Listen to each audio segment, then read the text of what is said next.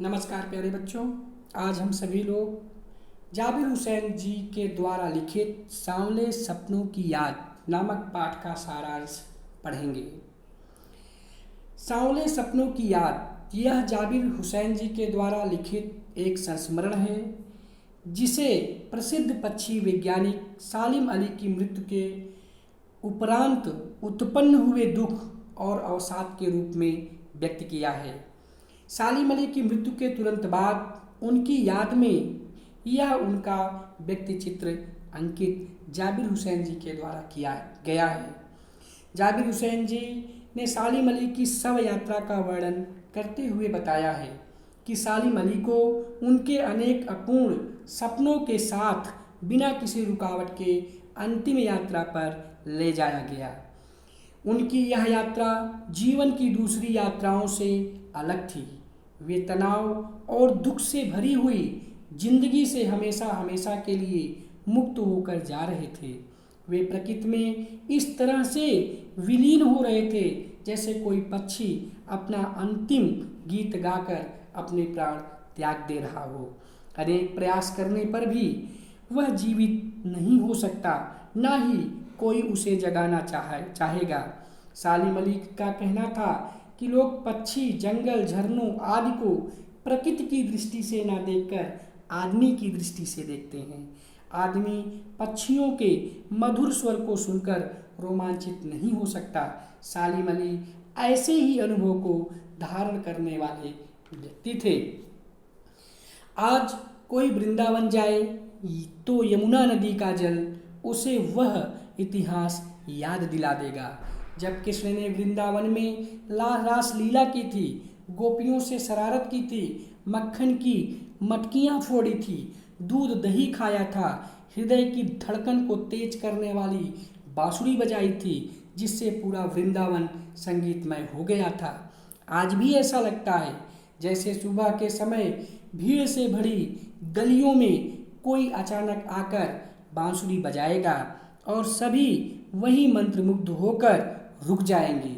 शाम के समय उपवन का माली पर्यटकों को बताता तो ऐसा लगता जैसे कृष्ण अभी आकर सब पर अपनी बांसुरी का प्रभाव डाल देंगे। लेकिन वृंदावन से कृष्ण की बांसुरी का प्रभाव समाप्त नहीं हुआ। पुरातन कथाओं में जाने से पहले लेखक ने दुबले शरीर वाले सालिम अली के विषय में बताया। उनके जीवन के 100 वर्ष पूरे होने में ज़्यादा समय नहीं बचा था, लेकिन यात्राओं की थकान और कैंसर जैसी बीमारी ने उनको मौत की ओर भेज दिया। अपने अंतिम समय तक वे पक्षियों की तलाश और देखरेख में लगे रहे। जाबिर हुसैन जी कहते हैं कि सालिम अली जैसा पक्षियों की देखभाल करने वाला कोई नहीं मिला। उनकी आंखें क्षितिज तक फैली प्रकृति को बांधने में सक्षम थी। वे प्रकृति के प्रभाव में न आकर प्रकृति को अपने प्रभाव में लाने वाले व्यक्ति थे। वे प्रकृति के रहस्यों से भरी दुनिया को देखते थे। इस दुनिया को बनाने में उन्होंने कड़ी मेहनत की। इसके निर्माण में उनकी स्कूल की सहपाठी और जीवन साथी तहमीना ने बहुत मदद की। अनुभवी सालिम अली ने तत्कालीन प्रधानमंत्री चौधरी चरण सिंह से केरल की साइलेंट वैली का रेगिस्तान की धूल भरी हवाओं से बचने का अनुरोध किया। चौधरी साहब उनके द्वारा बताए गए प्राकृतिक खतरों के विषय में जानकर भावुक हो उठे और अब वे दोनों ही दुनिया में नहीं रहे तो कौन ऐसा है जो नए भारत के निर्माण का संकल्प लेगा, दुर्गम और बर्फ से युक्त स्थानों पर रहने वाले पक्षियों को बचाने का प्रयास करेगा। सालिम अली ने फॉल ऑफ ए स्पैरो नाम से अपनी आत्मकथा लिखी है।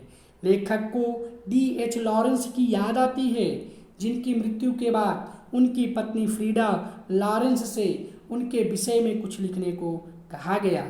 वे कहती हैं कि वे अपने पति के प्रेम व्यवहार को शब्दों में बांधने में असमर्थ हैं।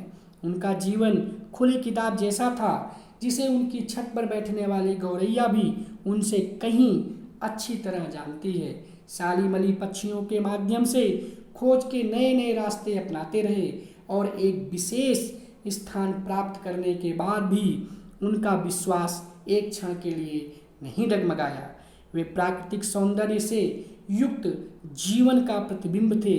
अंत में लेखक बताता है कि सालिम अली का प्रकृति अनुभव अथाह सागर के समान था। उनको जानने वाले लोग यही सोच रहे थे कि सालिम अली अपनी अंतिम यात्रा पर ना जाकर पक्षियों की खोज में जा रहे हैं और शीघ्र ही लौट आएंगे। सभी यही चाहते हैं कि सालिम अली वापस पुनः सबके पास आ जाएं। इस तरह से हम लोगों ने सांवले सपनों की याद नामक पाठ का सारांश पढ़ा। आज के लिए बस इतना ही। धन्यवाद।